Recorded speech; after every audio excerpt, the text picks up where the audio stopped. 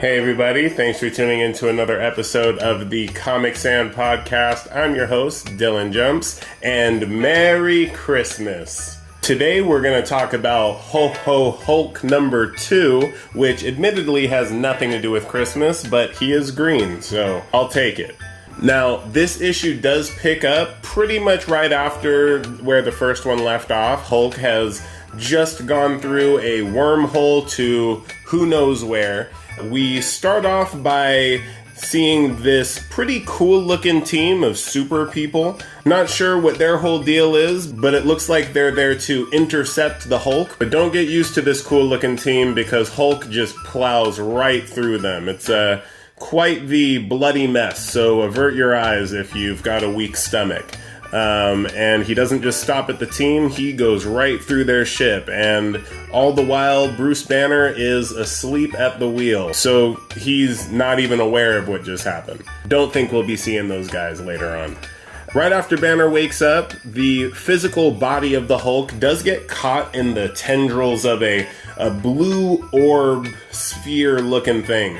The sphere is scanning the Hulk's body for gamma radiation, which, if you are unaware, is what gives the Hulk his powers. Bruce Banner was caught in a gamma explosion, and that's how the Jolly Green Giant came to be. And so Starship Hulk's onboard computer warns Banner that if they don't get any power from the engine room, then soon the Hulk will revert into Banner's body. And if you'll remember, there's been a lot of cybernetic implants put on the Hulk's body. They're not meant for Banner's body, so if he reverts back, he's not likely to survive. But Banner's not worried. What he does is he throttles the power from the engine room up to stage number 2. If you'll remember, stage number 1 from the first issue was infinite armies being sent at the Hulk in the engine room. Well, stage number 2 is actually monsters. Among them is FANG. He's the dragon looking guy. He's been seen as an antagonist throughout Marvel stories over the years.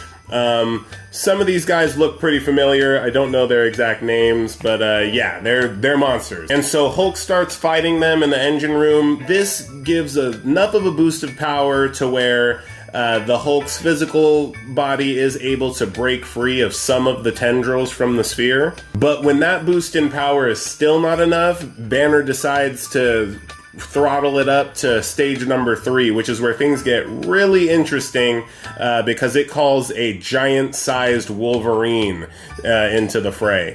And so I don't know if you can see the Hulk there for size comparison, but yeah, that's a really big Wolverine. And the reason they bring Wolverine into it is because there's been this long time rivalry between Wolverine and the Hulk. If my memory serves correctly, Wolverine was actually introduced originally as someone hired by the government to hunt the Hulk and take him down. So this is just kind of a callback to their long-term, rivalry dynamic. Hulk doesn't waste any time. He immediately runs up the arm of the giant Wolverine and actually knocks out his eyeball. And again, weak stomachs, not the issue for you. The Hulk's body is getting pulled deeper and deeper into the sphere, getting ready to be swallowed up completely, when the giant Wolverine lashes out and jabs his claws into the ground by the Hulk.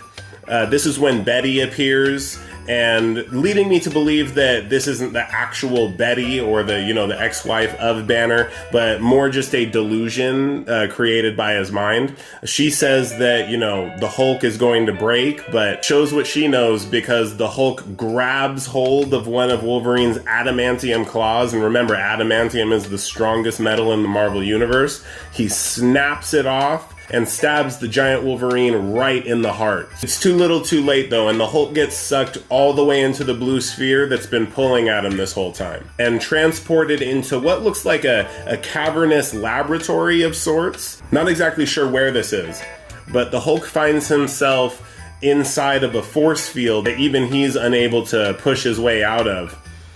He is met by a mysterious figure that says that he means him no harm. The Hulk is shocked when he finds that it's actually an alternate version of Bruce Banner. This is actually where the issue ends, it seems like it went by really quickly. I know that I went through it kind of quickly, but even when I was reading it, it was over before I even knew it. And so I'm really interested to see where this story goes. Who is this alternate Bruce Banner? Why is he pulling the Hulk out of the wormhole?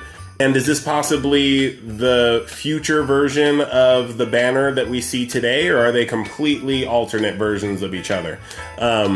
Your guess is as good as mine. Donny Cates has been going at it hard right from the jump. You know, this is just 2 issues in, and I'm on the edge of my seat seeing where this is headed. I've got high hopes for issue number 3. Let me know what you guys think. I'm going to leave it at that. In other MCU news, the Hawkeye series did just have its season finale this past week. It was overall just an amazing series. I think it might be up there for at least 1 or 2 spot for my favorite Disney Plus Marvel series. Definitely going to be probably one of my Christmas traditions moving forward, because it is, you know, set in Christmas time, and it was just really well written. The acting was great, the storyline was really great, and there's even some surprise appearances that you wouldn't have ever expected. And so if you haven't checked it out yet, or have only checked out some of it, I definitely encourage you guys to watch the whole thing through. You won't be disappointed. If you haven't checked out my past episode about Spider-Man No Way Home, totally understand it. If you haven't seen the movie yet, I hate spoilers probably more than the next person. So once you have watched Spider-Man No Way Home, though, I encourage you, go at least skip to the end. I do make some predictions about Spider-Man moving forward and what we might be able to expect to see. That is all I've got for today. Again, Merry Christmas. Like always, thanks for watching, and keep on keeping on.